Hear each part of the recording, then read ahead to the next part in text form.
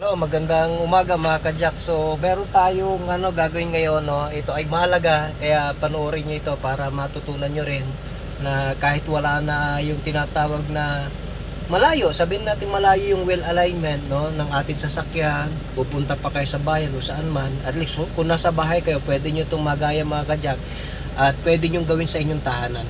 So, hindi naman ganun kalaking problema ito, malaking problema ito mga ka-Jack. So, panoorin nyo lang para matutunan nyo. Tignan nyo mga ka-Jack, ito yung sasakyan natin na Isuzu Sportivo.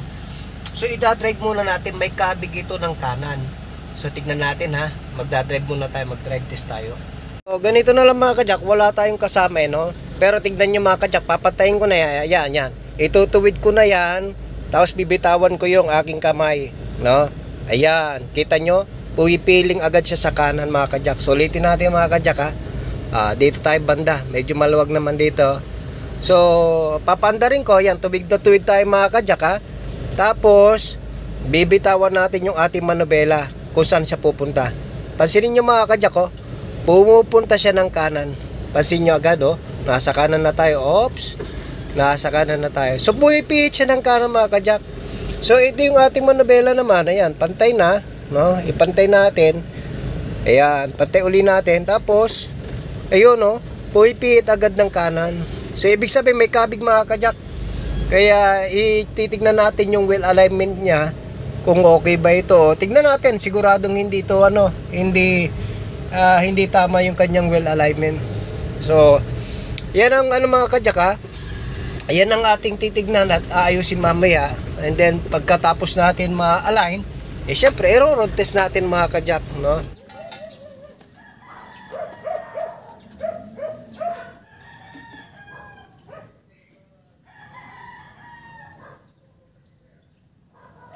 So mga ka-Jack, ito ang kukunin natin reference.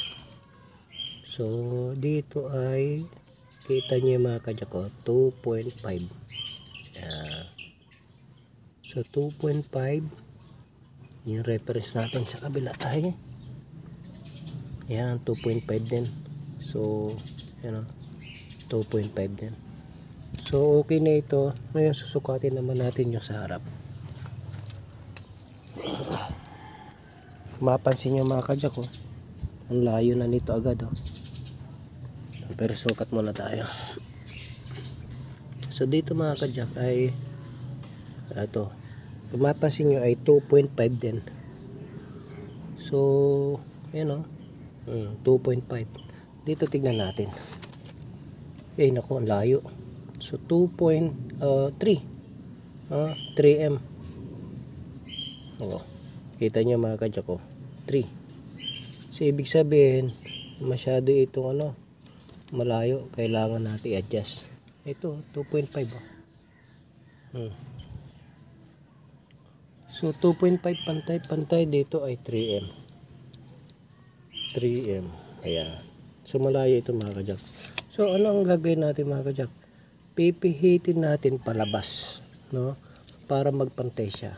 So mga ka-Jack, ganito ginawa natin sa ating medyo ginabi na dahil mahirap magtanggal ng tornilyo. Ito mga ka-Jack yung ating reference dito ay 2.5. Ayan, mapansin nyo 2.5. Ayan, kita nyo 2.5. Okay, ayan 2.5. Tapos sa kabila 2.5. Ayan, kung makikita nyo mga ka-Jack, parehas. Pagdating sa harap dito, same din mga ka-Jack ayan 2.5. Ayan at dito 2.5 din. Ayan. So pare-parehas na siya mga ka-Jack. Anong ginawa natin? Ganito. So ito mga ka-Jack ay luluwagan nyo ito. Ayan, katulad nito niluwagan ko. Ayan, maluwag na. Ito yung nasa tie rod no? Tapos kuha kayo ng 14. Ito. So ayan, 14 dito sa bar. Ayan. So pipihitin niya mga ka-Jack kita nyo. Ayan, napipihit kuha niya mga ka-Jack. So pipihitin niya yan. Malalaman nyo mga ka-Jack kung uusog hindi. Ayan Pwedeng counterclockwise, pwedeng clockwise. Mga kajak, nag-ano tayo kanina, nag-align tayo ng ating gulong. So dati-dati yung kumakabig ito ng kanan, pag binitawan natin yung ating manubela, no? So far mga kajak, hindi na kumakabig. I-try natin doon sa medyo pantay o yung straight, no? Para malaman natin. Tingnan nga, straight na to mga kajak. So bibitawan natin yung ating manubela. Ayan. Ayan. Kita nyo mga kajak, hindi na siya kumakabig ng kanan. So, ayan. Try pa natin. Yun, no? Straight na siya mga kajak, oh. Dati kumakabig yan ng kanan. Pagka binitawan mo, mabilis. Ngayon, hindi na. So, kita nyo yung manubela niya mga kajak.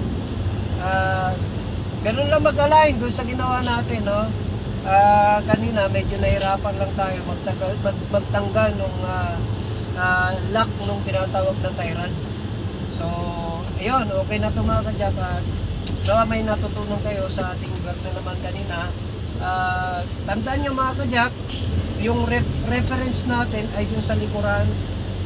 So kung pantay na yung likuran natin, sukatin ninyo, then pupunta na kayo sa harap, makikita nyo yan yung tinatawag na toe-in, o sabihin natin yung wheel alignment natin, kung tagilid na ganoon o papasok. Yung kanina mga kajak, itong kaliwa natin ay papasok ng ganoon. So ang ginawa natin, binuka natin ng konti para pumantay. So nakakuha naman natin, kaya tignan nyo mga kajak, straight na siya, hindi siya na pumapalig ng kanan. Dati kasi mahirap to, pagka binitawan mo, kakapig agad ng pakanan. So ngayon di na, no?